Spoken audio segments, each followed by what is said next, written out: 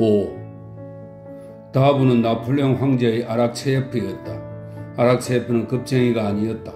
하지만 그만큼 철두철미하고 잔혹했는데 자신의 충성심을 잔혹함 외에는 다른 방식으로 표현할 줄 모르는 사람이었다.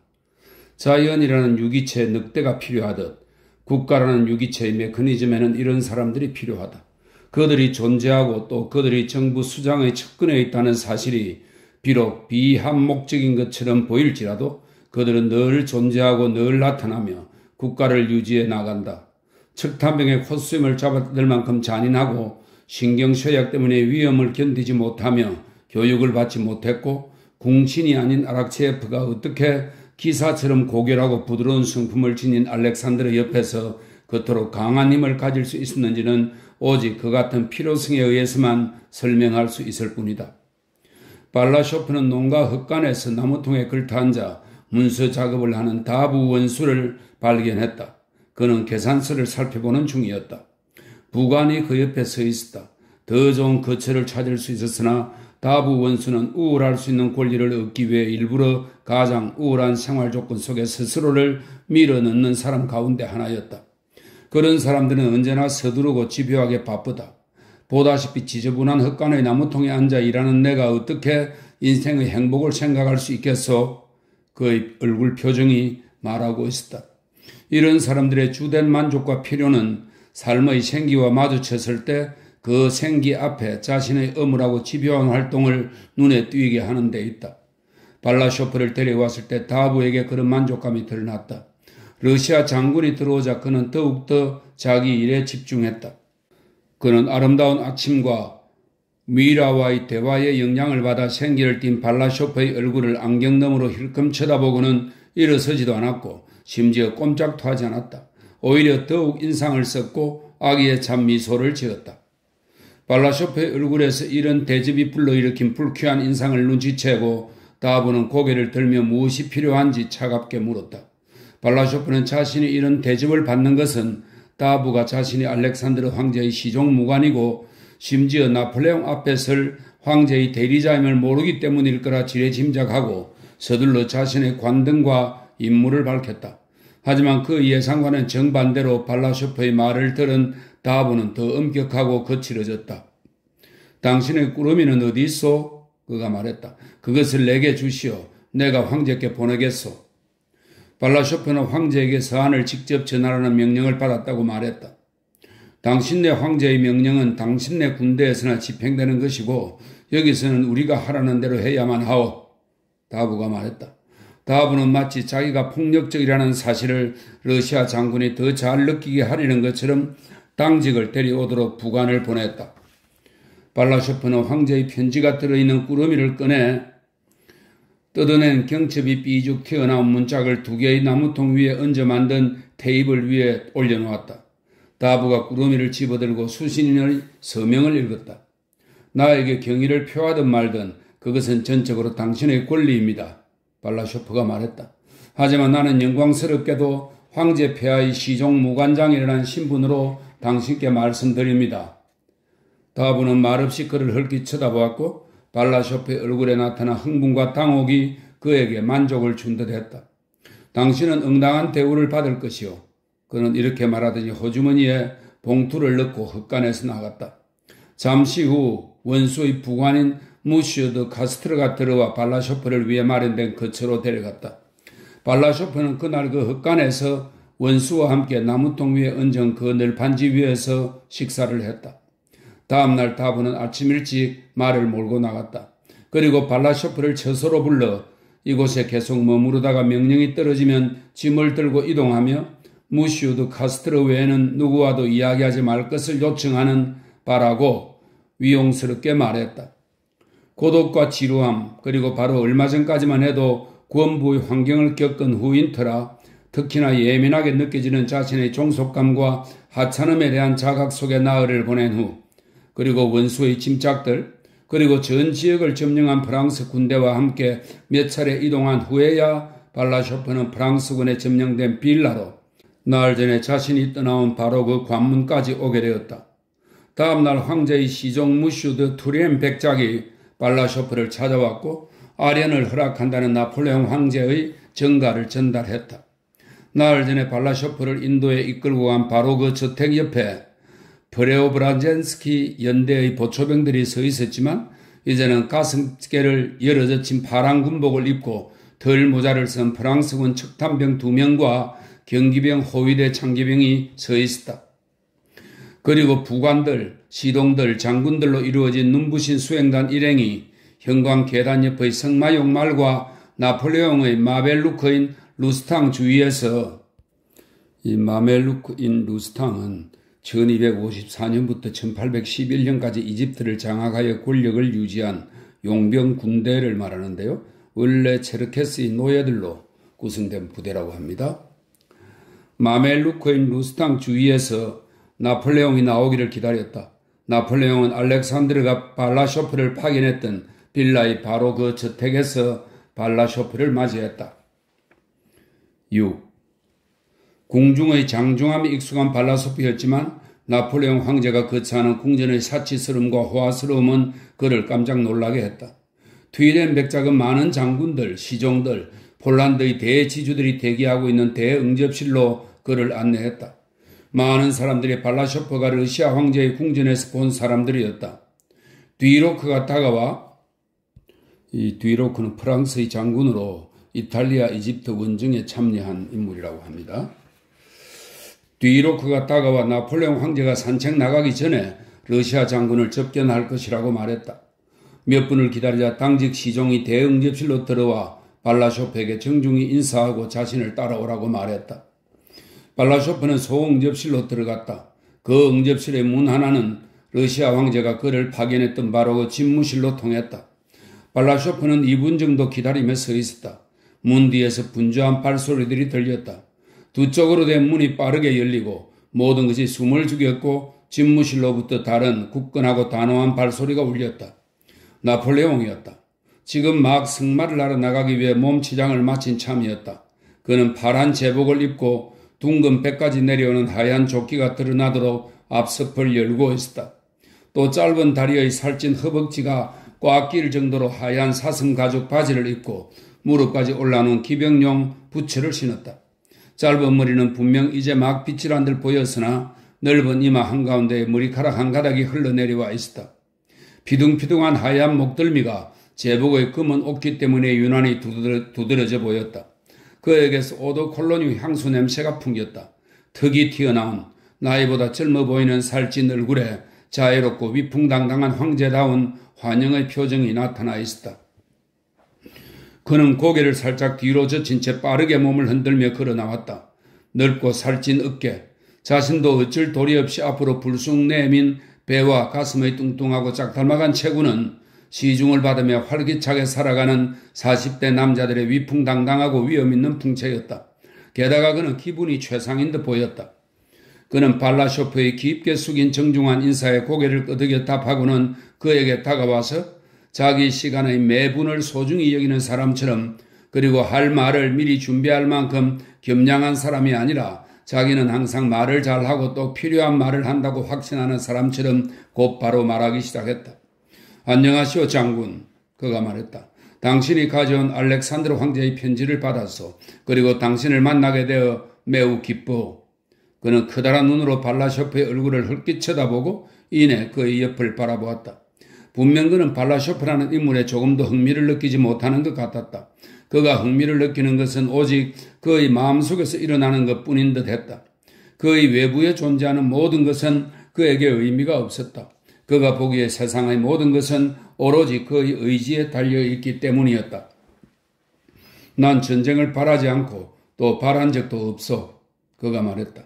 하지만 당신의 황제가 나를 부득이 전쟁으로 내몰았소. 난 당신이 내게 해줄 수 있는 어떤 해명이든 지금이라도 기꺼이 받아들일 준비가 되어 있어. 그러고는 자신이 러시아 정부에 불만을 품은 이유를 간단 명료하게 설명했다. 발라쇼프는 프랑스 황제의 온건하고 침착하고 우정어린 말투로 미루어 판단할 때 황제가 평화를 원하고 있으며 협상에 응하려 한다고 굳게 확신했다. 폐하, 저희 주군인 황제께서는, 나폴레옹이 말을 마치고 무언가 묻고 싶은 눈빛으로 프랑스 칙사를 쳐다보자 발라쇼프는 오랫동안 준비한 말을 꺼냈다. 그러나 노려보는 황제의 눈길이 발라쇼프를 당황하게 했다. 당황했구려. 정신 차리시오. 나폴레옹은 보일 듯 말 듯한 미소를 띠고 발라쇼프의 군복과 장검을 쳐다보며 마치 이렇게 말하는 것 같았다. 발라쇼프는 정신을 차리고 말을 시작했다. 알렉산드르 황제는 쿠라킨의 여권 요청이 전쟁을 벌일 만큼 충분한 이유가 된다고 생각하지 않으며 쿠라킨은 군주의 동의 없이 자기 마음대로 행동한 것이고 알렉산드르 황제는 전쟁을 바라지 않으며 영국과 어떤 관계도 맺지 않았다고 말했다. 아직은 아니겠죠. 나폴레옹이 중간에 끼어들었다. 그러고는 자기 감정에 빠져드는 것이 두려운 듯 얼굴을 찌푸리며 고개를 살짝 끄덕였다. 이런 행동은 발라쇼프에게 계속 말해도 된다고 느끼게끔 했다. 발라쇼프는 명령받은 바를 모두 이야기한 후 알렉산드르 황제는 평화를 바라지만 다음과 같은 조건이 갖춰지지 않으면 협상에 임하지 않을 거라고 말했다. 이 부분에서 발라쇼프는 말하기를 주저했다. 그는 알렉산드르 황제가 편지에는 쓰지 않았으나 살티코프에게 보내는 칙서에는 반드시 집어넣으라고 했던 발라쇼프에게도 나폴레옹에게 직접 전하라고 명령한 그 말, 무장한 프랑스군이 러시아 영토에 한 명이라도 머물러 있는 동안에는 늘 떠올렸다. 그러나 어떤 복잡한 감정이 그를 억눌렀다. 그는 그 말을 하고 싶었지만 차마 할 수 없었다. 그는 주저주저하며 말했다.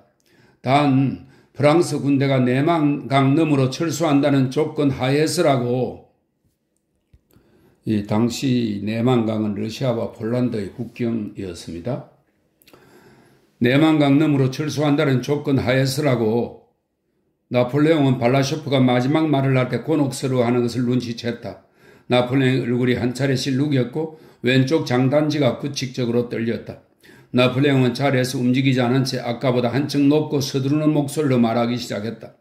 이어지는 말을 듣는 동안 발라쇼프는 여러 차례 눈을 내리뜨고 자기도 모르게 나폴레옹의 왼쪽 장단지가 떨리는 것을 관찰했는데 나폴레옹이 목소리를 높일수록 더욱 심하게 떨렸다. 나는 알렉산드르 황제 못지않게 평화를 바라는 바요. 그가 말을 시작했다.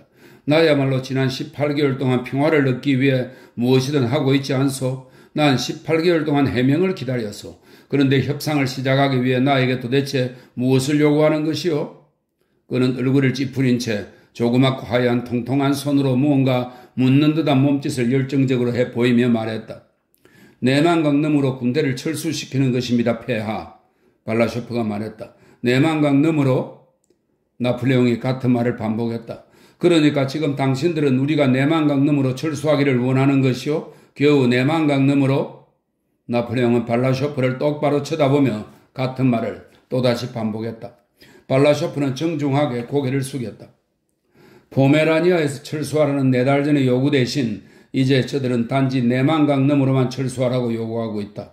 나폴레옹은 획 돌아서서 방안을 이리저리 오가기 시작했다.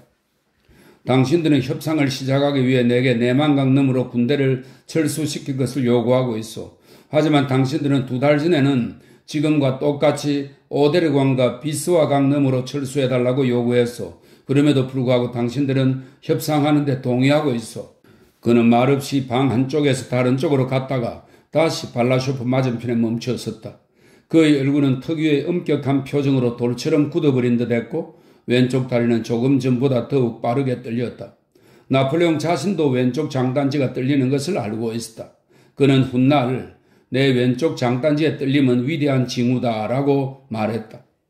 오테르강과 비스와강에서 철수하라는 것과 같은 제안들은 바덴의 대공에게나 할 수 있는 것이지 내게는 아니요. 나폴레옹은 자신도 모르게 소리를 지르다시피 했다. 설령 당신들이 베테르부르크와 모스코바를 준다 해도 난 그 조건을 받아들이지 않을 것이오. 당신들은 내가 이 전쟁을 시작했다고 말하지만 군대에 먼저 합류한 사람이 누구요? 알렉산드르 황제요. 내가 아니란 말이오. 그리고 당신들은 내가 수백만을 쓰고 영국과 동맹을 맺은 지금에야 협상을 제의하고 있어. 당신들의 상황이 불리해지자 나에게 협상을 제의하고 있단 말이오. 그런데 당신들이 영국과 동맹을 맺은 것은 무슨 목적이었소? 영국이 당신들에게 무엇을 주었소? 그는 다급하게 말했는데 이제는 더 이상 평화조약 체결의 이점을 말하거나 그것의 가능성을 논의하기 위해서가 아니라 자신의 정당성과 힘을 입증하고 알렉산드르의 부당함과 실책을 입증하는 쪽으로 이야기를 몰아가는 듯 했다. 그가 꺼낸 이야기의 서두는 분명히 자신에게 유리하다는 점을 밝히고 그럼에도 협상 제안을 받아들여야 한다는 점을 보여줄 목적으로 꺼낸 것이었다. 그러나 그는 말을 하면 할수록 점점 더 자기 말에 대한 통제력을 상실해갔다.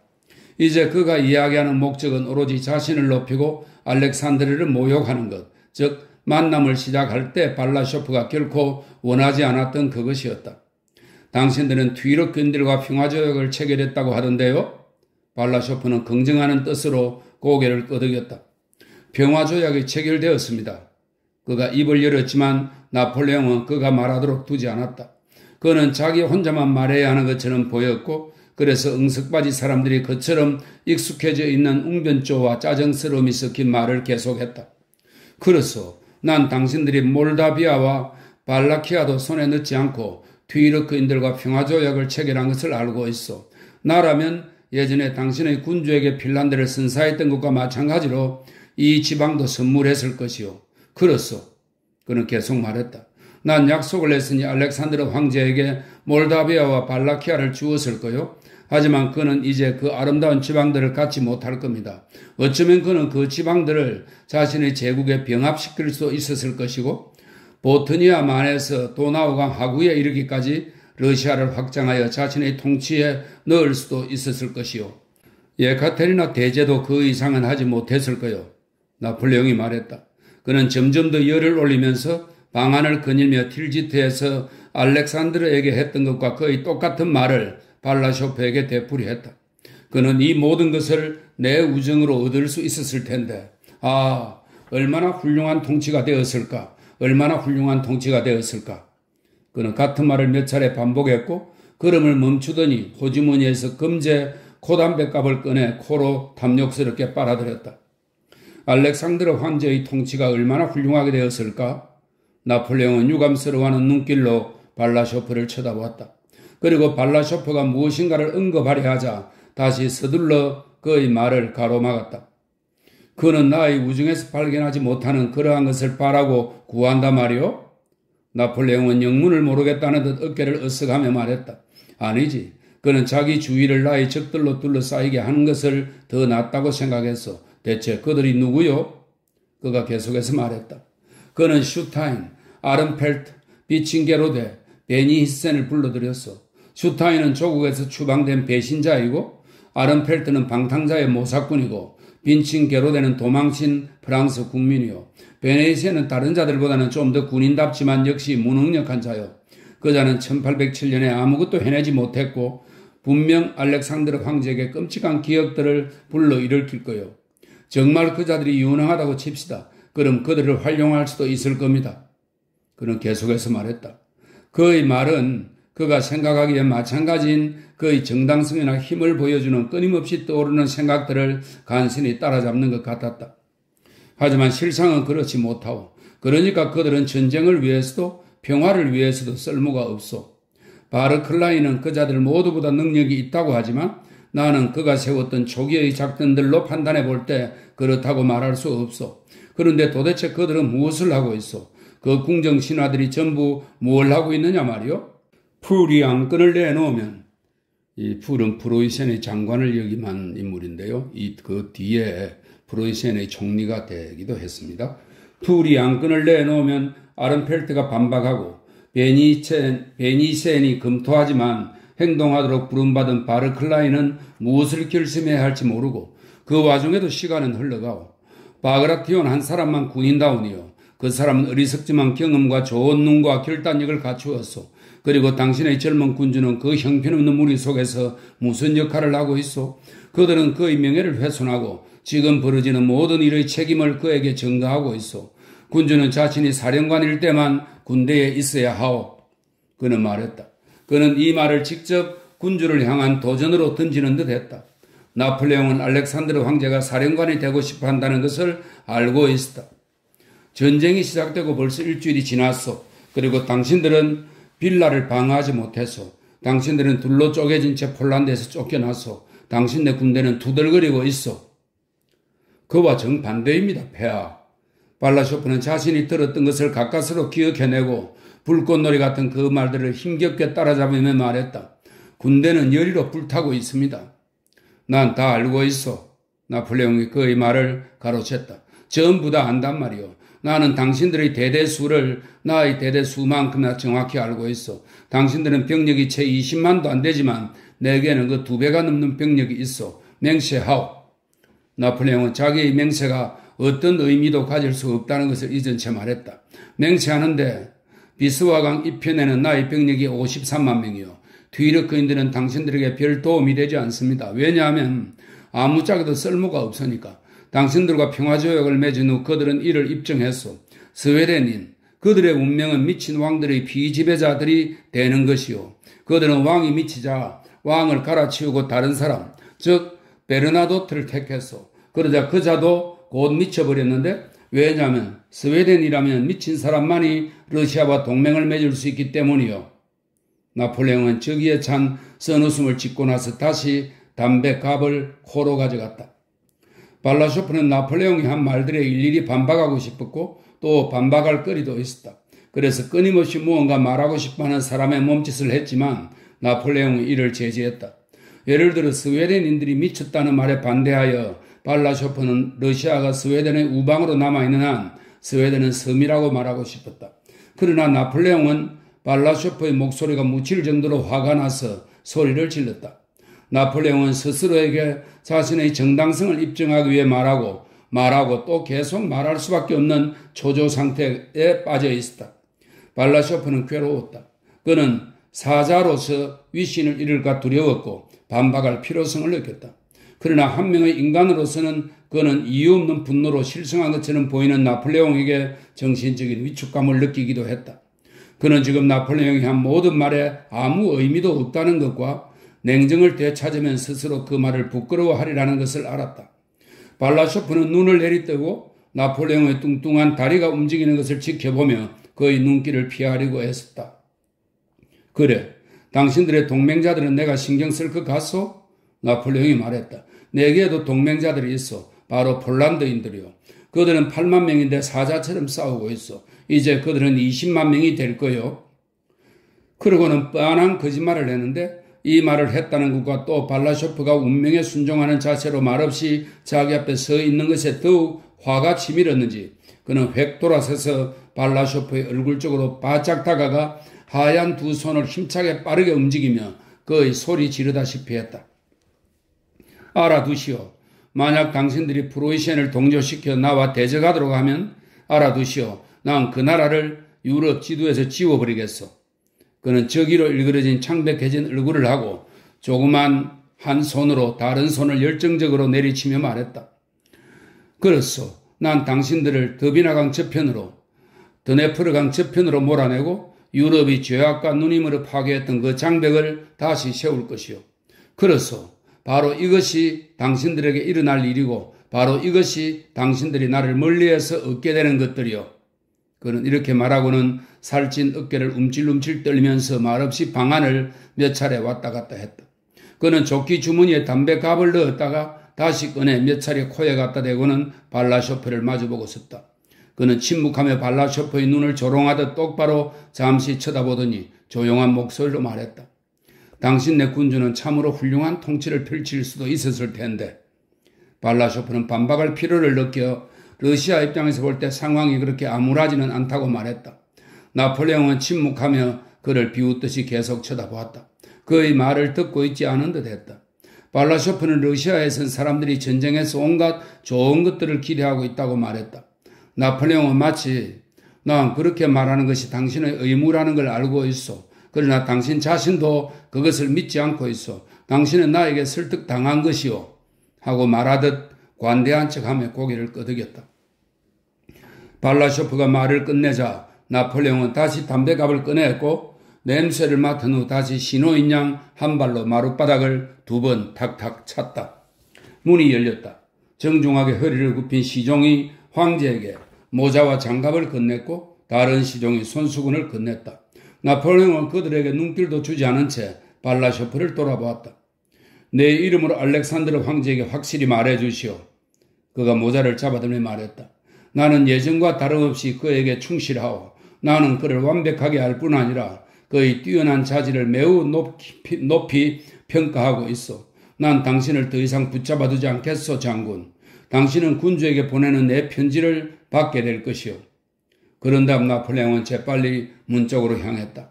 응접실에 있던 사람들이 일제히 앞으로 쏟아져 나와 계단을 따라 밑으로 달려 내려갔다. 7.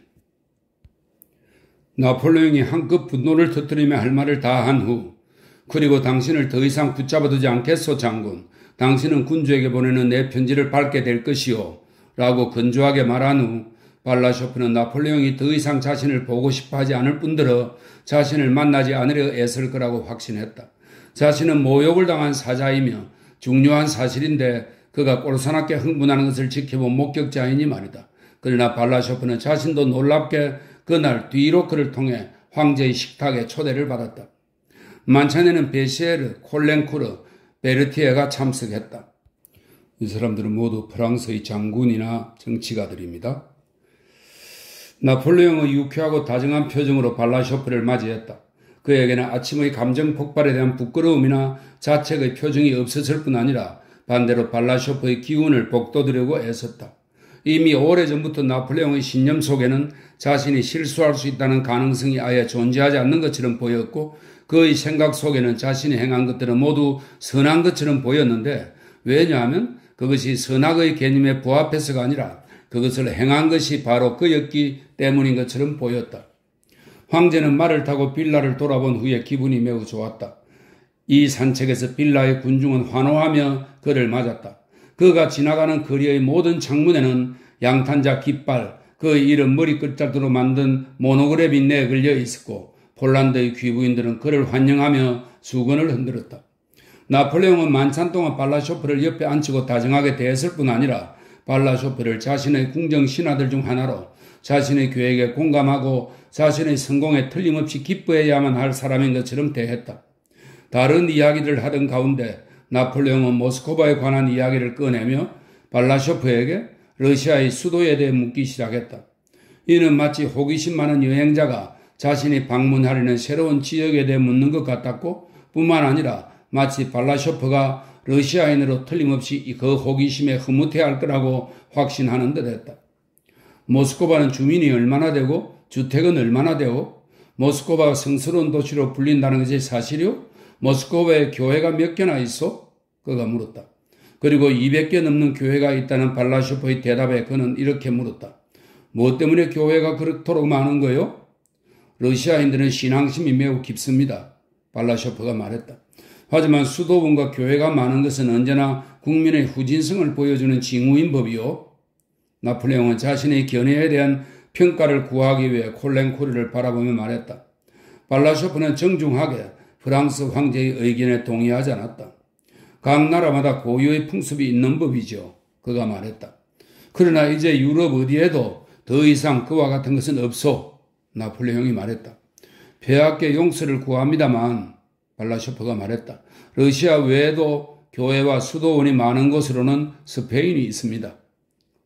최근에 스페인에서 프랑스군이 패한 사실을 암시하는 발라쇼프의 이 대답은 발라쇼프 자신의 이야기에 의하면 훗날 알렉산드로 황제의 궁전에서 높은 평가를 받은 반면 지금 나폴레옹의 만찬에서는 거의 호평도 받지 못하고 또 주목받지 못한 채 지나가 버렸다.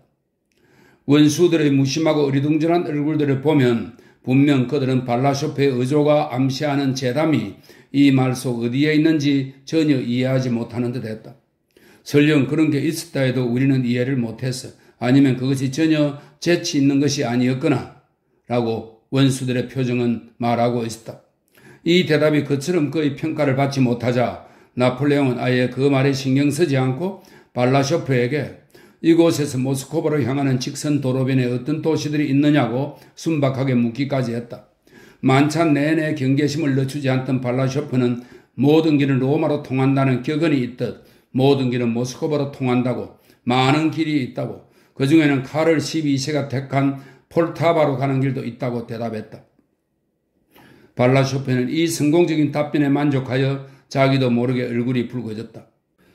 발라쇼프가 마지막 단어 폴타바를 채 끝까지 말하기도 전에 콜랭쿠르가 끼어들어 페테르부르크에서 모스크바로 뻗은 도로의 불편함과 페테르부르크와 관련된 자신의 추억을 말하기 시작했다. 만찬 후 사람들은 커피를 마시기 위해 나폴레옹의 집무실로 자리를 옮겼다. 그곳은 나흘 전까지만 해도 알렉산드르 황제의 집무실이었다. 나폴레옹은 자리에 앉아 커피가 담긴 세브르잔 찻잔을 가볍게 마시면서 발라쇼프에게 옆 의자를 가리켰다. 사람에게는 알다시피 식후의 기분이라는 것이 있다. 그 기분은 어떤 합리적인 이유보다 더 강력하게 스스로 만족하도록 만들고 모든 사람들을 자신의 친구로 여기도록 만든다. 나폴레옹은 그런 기분에 잠겨 있었다. 그는 자기를 숭배하는 사람들에게 둘러싸인 것처럼 보였다. 자기가 베푼 만찬 이후 발라쇼프도 자신의 숭배자가 되었다고 확신했다. 나폴레옹은 유쾌하고도 가볍게 조소하는 듯한 미소를 띠고 발라쇼프에게 말을 건넸다. 내가 듣기로는 이곳이 알렉산드르 황제가 거주했던 바로 그 방이라 하오. 이상하지요? 그렇지 않소, 장군? 그가 말했다. 그는 이런 환기가 알렉산드르 황제에 대한 나폴레옹의 우월성을 증명하는 것이므로 자신의 말 상대에게는 기쁨이 되리라는 것을 주어도 의심하지 않는 듯 했다. 발라쇼프는 아무런 대꾸도 할 수 없어 말없이 고개를 숙였다. 그렇소. 이 방에서 나흘 전에 빈친케 로데와 슈타인이 협의를 가졌었지? 나폴레옹이 예의그 냉소적이고 자신만만한 미소를 지으며 말을 이어나갔다. 나는 그것을 이해할 수가 없는데, 그가 말했다.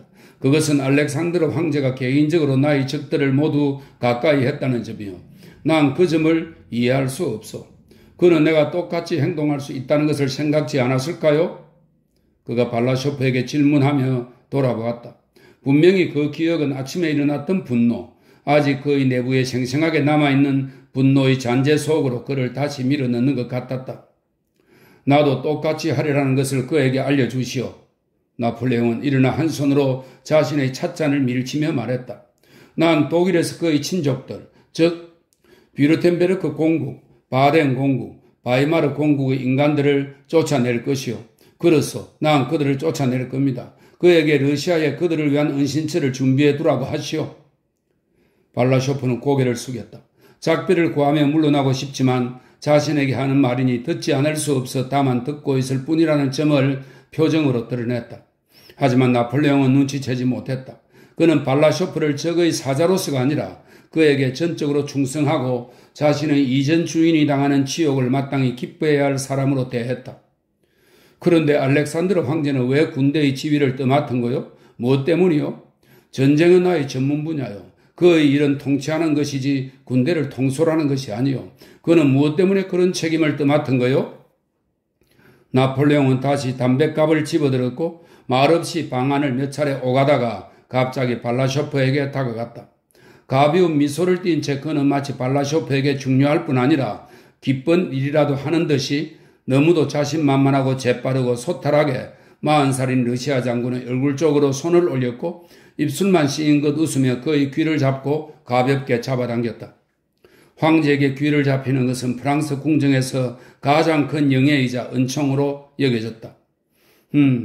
당신은 왜 아무 말도 하지 않소? 알렉산드르 황제의 숭배자이고 궁정 신하인 당신이? 그가 말했다. 그가 아닌 나폴레옹 자신이 아닌 다른 누군가의 궁정 신하이자 숭배자가 자신의 면전에 있다는 것이 우습다는 표정이었다. 장군을 위한 말들이 준비되었소? 그는 발라쇼프의 허리 굽은 인사에 대한 응대로 가볍게 머리를 숙이며 덧붙였다. 장군에게 내 말을 주시오. 그가 먼 길을 가야 할 것이오. 발라쇼프가 받은 편지는 나폴레옹이 알렉산드르에게 보낸 마지막 편지였다. 대화의 자세한 내용이 러시아 황제에게 전해졌고 전쟁이 시작되었다. 8. 모스크바에서 피에르를 만난 후 안드레이 공작은 가족들에게 말한 것처럼 일 때문에 페테르부르크로 떠났다. 그러나 실제로는 아나톨 쿠라긴 공작을 만나기 위해서였다. 페테르부르크에 도착한 안드레이 공작은 쿠라긴 공작을 수소문에 찾았으나 그는 이미 그곳에 없었다. 피에르가 처남에게 안드레이 공작이 그를 뒤쫓고 있다고 알려주었던 것이다. 아나톨 쿠라긴은 즉각 국방 대신으로부터 임명을 받아 몰다비아에 주둔해 있던 군대로 떠나버렸다. 이 무렵 페테르부르크에서 안드레이 공작은 항상 자신을 호의적으로 대해준 옛 상관 쿠투조프 장군을 만났고 쿠투조프는 자신과 함께 몰다비아 군대로 가자고 그에게 제안했다. 노 장군은 그곳 군 총사령관으로 임명되었던 것이다. 안드레이 공작은 총사령부에서 복무하려는 명령을 받고 튀르크로 떠났다. 안드레 공작은 쿠라긴에게 결투를 신청하는 것이 적절치 않다고 생각했다. 결투를 위한 새로운 빌미를 주지 않고 자기 쪽에서 결투를 신청하는 것은 로스토바 백작 영예의 명예를 훼손하는 것으로 생각했기 때문에 쿠라긴을 직접 만날 방법을 찾았다. 그 만남에서 결투를 위한 새로운 구실을 찾아낼 작정이었다. 하지만 튀르크 군대에서도 쿠라긴을 만날 수 없었는데 안드레 공작이 튀르크 군대에 도착하고 얼마 안 있어 러시아로 되돌아간 것이었다. 새로운 나라에서 새로운 생활 조건 속에서 안드레 공작은 한결 더 마음 편히 지낼 수 있었다. 그가 행복을 느끼던 생활 조건들은 자신에게 끼친 충격을 모두에게 숨기려고 애쓰면 애쓸수록 더 강하게 그를 낙담시키는 약혼자의 변심 이후에 그에게 힘겨웠다. 게다가 그가 예전에 그토록 소중히 여기던 자유와 독립은 한층 더 힘들었다. 그는 맨 처음 아우스트리츠 벌판에서 하늘을 바라볼 때 떠올랐던 예전의 그 생각, 피에로와 즐겨 전개하던 그 생각, 보구차로보에서 그리고 이후에는 스위스와 로마에서 그의 고독을 채워주던 그 생각을 더 이상 하지 않았다. 심지어 빛나는 무한의 지평선을 펼쳐내던 그 생각을 기억하는 것조차 두려웠다. 이제 그의 흥미를 끄는 것은 바로 눈앞에 있는 예전과 관련 없는 실제적인 관심사뿐이었다. 그는 예전의 관심사를 더 잘 가려주는 것일수록 더욱 욕심을 내서 매달렸다. 예전에 그의 머리 위에 펼쳐져 있던 그 끝없고 머나먼 창공이 벼랑간 낮고 한정적이고 그를 짓누르는 둥근 천장으로 변해버린 듯 했다. 그 안에서는 모든 것이 분명했지만 영원하고 신비한 것은 전혀 없었다. 그에게 제시된 활동 중에선 군 복무가 가장 단순하고 그에게 익숙한 것이었다. 쿠트조프 사령부에서 당직 장군의 직무를 맡은 그는 일에 대한 열의와 치밀함으로 쿠트조프를 놀라게 하면서 끈기 있고 성실하게 업무를 수행했다. 튀르크에서 쿠라긴을 찾지 못했을 때 안드레 공작은 그를 뒤쫓아 반드시 러시아로 돌아가야 한다고 생각지는 않았다. 하지만 그 모든 것에도 불구하고 그는 알고 있었다. 아무리 시간이 흘러도 쿠라긴과 마주치면 그 자신도 어찌할 수 없으며 자신이 아무리 쿠라긴을 경멸해도 또 자신이 쿠라긴과 충돌할 만큼 스스로 비천해질 필요가 없다는 증거를 스스로에게 들이대도 일단 쿠라긴과 마주치면 굶주린 사람이 음식에 달려들지 않을 수 없듯 그에게 결투를 청하지 않을 수 없다는 것을, 그리고 아직 모욕감이 씻기지 않았다는 의식, 적대감이 흘러나가지 못하고 가슴 속에 남아있다는 의식은 안드레 공작이 튀르크에서 정신없이 분주하게 다소 명예심과 과시적인 활동의 형태로 이루어낸 그 인위적인 평정을 해치곤 했다. 1812년 나폴레옹과 전쟁을 한다는 소식이 부크레슈티에, 이곳에서 쿠트조프는 2달 동안 머물렀는데 밤이고 낮이고 발라키아 여인에게서 지내고 있었다는 설명이 있습니다. 부크레슈티에 전해지자 안드레 공작은 쿠트조프에게 서부 군대로의 전속을 요청했다. 볼콘스키의 활동으로 자신의 무위가 비난받는 것이 되어버려 볼콘스키에게 염증을 느끼고 있던 쿠트조프는 기꺼이 그를 놓아주며 바르클라이 드 톨리에게로 보냈다. 안드레 공작은 5월에 드리스강 둔치의 진영에서 주둔해 있는 군대로 가기 전에 스몰렌스크 대로에서 삼베르스타 떨어진 자신이 지나가는 길에 있던 리시의 고리에 들렀다. 최근 3년 동안 안드레 공작의 삶에는 너무 많은 대변동이 있었고 그 자신도 아주 많이 생각하고 느끼고 보았기에, 설명입니다. 그는 동쪽과 서쪽 모두 돌아다녔다는 설명입니다. 느끼고 보았기에 리시의 고리에 들어선 순간 지극히 사소한 세부적인 것에 이르기까지 모든 것이 조금도 변하지 않은 것, 그 똑같은 삶의 흐름이 그를 깜짝 놀라게 했다. 그는 마치 마법에 걸려 잠에 빠진 성에 들어가듯이 가로수길로 리시의 고리 저택의 석조 대문으로 들어섰다. 그 집에는 똑같은 진중함, 똑같은 청결함, 똑같은 고요가 머물고 있었다. 똑같은 가구, 똑같은 벽, 똑같은 소리, 똑같은 냄새, 그저 약간 나이가 들었을 뿐 변함없이 수줍어하는 얼굴들. 마리아 공장령에는 여전히 수줍어하고 아름답지 않은 노처녀로 인생의 가장 좋은 시절을 아무런 유익도 기쁨도 없이 두려움과 영원한 정신적 고통 속에 보내고 있었다. 부류에는 여전히 인생의 매 순간을 즐겁게 누리며 더없이 기쁜 희망들로 가득 차서 스스로에게 만족스러워하는 요염한 아가씨였다. 안드레 공작이 보기에 그녀는 더 자신만만해진 것 같았다. 스위스에서 그가 데려온 가정교사 데살은 러시아풍의 프로코트 차림으로 어색하게 러시아어를 발음하며 하인들과 이야기하고 있었다. 그러나 예전과 다름없이 제한적이지만 지적이고 교양있고 선량하고 고지식한 교육자였다. 노 공작은 신체적으로 입 안 한쪽이 이가 하나 빠진 게 눈에 띄기 시작했다는 것만이 변한 모습이었다. 정신적으로 그는 예전과 똑같았고 세상에서 일어나는 일의 실상에 대해 좀 더 큰 적의와 불신을 품게 되었다는 것이다. 오직 니콜루시카만이 성장하고 변했으며 뺨도 발그레해지고 검은 곱슬머리가 많이 자랐다. 그리고 자기도 모르게 웃고 깔깔거리면서 조그맣고 예쁜 윗 입술을 쳐들곤 했는데 고인이 된 작은 공작 부인과 똑같았다. 마법에 걸려 잠자는 이 성에서 오직 그 아이만이 불변의 법칙을 따르지 않았다. 그러나 비록 표면적으로는 모든 것이 예전 그대로 머물러 있는 것처럼 보였지만 안드레 공작이 그들을 보지 못한 이후로 사람들의 내적인 관계는 변해버렸다. 가족 구성원들이 두 진영으로 나뉘어 서로 남남처럼 굴고 적대적으로 대했다. 지금은 단지 그가 있어서 그를 위해 자신들의 평소 생활 방식을 바꾸어 함께 모였을 뿐이다. 이쪽 진영에는 노공작과 브리엔과 건축기사가 있고 다른 진영에는 마리아 공작 영애와 데살과 니콜루시카와 보모들과 유모들이 있었다. 그가 리시의 고리에 머무르는 동안 온 집안 사람들이 모두 함께 식사를 했다. 그러나 모두들 거북해했다. 안드레 공작은 자신이 손님이고 그들이 특별 대접을 하고 있으며 자기 존재가 모든 이들을 숨막히게 한다고 느꼈다. 첫날 식사 시간에 안드레 공작은 무심결에 이런 분위기를 느끼면서 침묵에 잠겼다. 안드레 공작을 부자연스러운 상태를 눈치챈 노 공작도 침울하게 침묵했고 식사 후에 곧장 자기 방으로 가버렸다. 저녁 무렵 안드레 공작이 노 공작을 찾아가 그의 기분을 복돋으려 했으며 젊은 카멘스키 백작의 원정 이야기를 꺼냈을 때 노 공작은 예상치 않게 마리아 공작 영예에 대한 이야기를 하면서 그녀의 미신에 대해 또 그녀가 마드모아젤 브리엔을 좋아하지 않는 것에 대해 비난했다. 노 공작의 말에 따르면 마드모아젤 브리엔은 그에게 진심으로 헌신하는 유일한 사람이었다.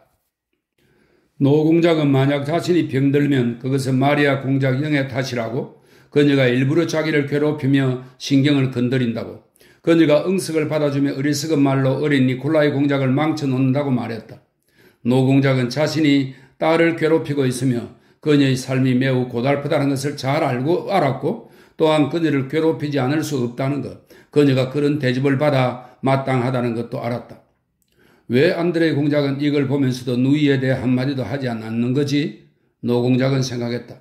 이 애는 도대체 무슨 생각을 하는 거야? 내가 악당이나 늙은 멍청이여서 이유도 없이 딸을 멀리하고 프랑스 여자를 가까이 한다고 생각하는 건가? 이 애는 이해를 못해. 그러니 이 애에게 설명해야 해. 이 애가 내 말을 알아듣도록 해야 해. 노 공작은 생각했다. 그리고 딸의 아둔한 성격에 대해 참을 수 없는 이유를 설명하기 시작했다. 만약 아버님께서 저에게 물으신다면, 안드레 공작은 아버지를 쳐다보지 않고 말했다. 그는 난생 처음으로 아버지를 비난하고 있었다. 전 말씀드리고 싶지 않습니다만 그래도 아버지께서 제게 물으신다면 제 의견을 솔직히 말씀드리겠습니다. 설령 아버님과 마샤 사이에 오해와 불화가 있다 해도 저는 결코 마샤를 비난할 수 없습니다. 왜냐하면 그 애가 아버님을 얼마나 사랑하고 존경하는지 알기 때문입니다. 만약 아버님께서 그래도 제게 물으신다면, 안드레 공작은 짜증을 내며 계속 말을 이어가는데 최근에 그는 늘 짜증을 내고 있었다. 제가 한 가지는 말씀드릴 수 있습니다. 만약 오해가 있다면 그 원인은 결코 제 누이의 친구가 되지 말았어야 할 형편없는 여자 때문입니다. 처음에 노인은 아들을 뚫어지게 바라보다가 미소를 지으면서 이가 빠진 자리를 부자연스럽게 내보였다. 안드레 공작은 이 빠진 모습에 익숙해질 수 없었다. 얘야, 어떤 친구 말이냐? 벌써 서로 이야기를 했구나. 그러냐? 아버지, 저는 심판관이 되고 싶지 않았습니다만, 안드레 공작은 신경질적이고 딱딱한 어투로 말했다. 그러나 아버님께서 제게 요청하셔서 말씀드렸고 항상 말씀드릴 수 있지만 누이는 잘못이 없습니다. 잘못은 그 프랑스 여자에게 있습니다. 아, 선고를 내렸군. 선고를 내렸어. 노인이 나직한 목소리로 안드레의 공작에게 보인 것처럼 당황하며 말했다. 그러고는 갑자기 벌떡 일어서며 소리쳤다. 꺼져라 꺼져. 이곳에 네 녀석의 숨 기척도 남기지 말거라. 안드레 공작은 곧바로 떠나고 싶었지만 마리아 공작 영애가 하루만 더 있다 가라고 간청했다. 그날 안드레 공작은 아버지를 만나지 못했는데 아버지는 자신의 방에서 나오지 않고 마드모아젤 브리엔과 티온 외에는 아무도 들이지 않은 채 아들이 떠났는지는 여러 번 물었다. 다음날 집을 떠나기에 앞서 안드레 공작은 잠시 아들 방으로 갔다. 건강하고 어머니를 닮아 머리카락이 곱슬곱슬한 사내 아이가 그의 무릎에 앉았다. 안드레 공작은 푸른 수염 동화를 들려주다가 다 못 마친 채 생각에 잠겼다. 그는 아들을 무릎에 앉혀놓고 있는 동안 그 귀여운 아들 사내아이가 아니라 자신에 대해 생각했다. 두려운 심정으로 아버지를 노이롭게 한 것에 대한 후회와 난생 처음 다투고 아버지를 떠나는 것에 대한 안타까움을 자기 마음속에서 찾았으나 발견할 수 없었다. 무엇보다 중요한 것은 아들을 어루만지고 무릎 위에 앉힘으로써 자기 안에 일깨울 것으로 기대했던 아들에 대한 옛 애정을 도무지 찾을 수 없다는 점이었다. 이야기해 줘. 아들이 말했다. 안드레 공작은 아무 말 없이 아들을 무릎에서 내려놓고 방을 나갔다. 안드레 공작이 일상적인 업무를 내려놓자마자 특별히 그가 행복했던 시절, 예전의 그 생활 조건에 발을 들여놓자마자 삶의 유수가 예전의 힘으로 그를 사로잡았다. 그는 한시바삐 그 기억들에서 벗어나기 위해 그리고 한시바삐 어떤 일을 찾기 위해 서둘렀다. 꼭 가야겠어 앙드레? 여동생이 물었다. 나는 갈 수 있어 다행인데 안드레 공작이 말했다. 넌 그럴 수 없으니 내 마음이 무척 아프다. 왜 그런 말을 해? 마리아 공작 영애가 말했다. 왜 그런 말을 해? 오빠도 그 무서운 전쟁터로 떠나고 아버지도 이처럼 연로하신 지금 같은 때에 마드모아젤 브리에는 아버지가 오빠에 대해 물어보셨다고 했어. 이 말을 꺼내자마자 그녀의 입술이 바르르 떨리고 눈물이 방울방울 떨어지기 시작했다. 안드레 공작은 돌아서서 방 안을 서성이기 시작했다. 아, 하나님 맙소사, 하나님 맙소사. 누군가 무가치한 어떤 존재도 사람들의 불행의 원인이 될 수도 있다는 것을 어떻게 생각하겠니? 그가 마리아 공작 영애를 두렵게 만든 저기에 찬 어조로 말했다. 그녀는 깨달았다. 그가 무가치한 존재라고 부른 사람들을 언급할 때 그의 불행을 조장한 마드모아젤 브리엔뿐 아니라 그의 행복을 파괴한 그 남자도 염두에 두었다는 것을. 앙드레, 한 가지 부탁할 게 있어. 이렇게 사정할게.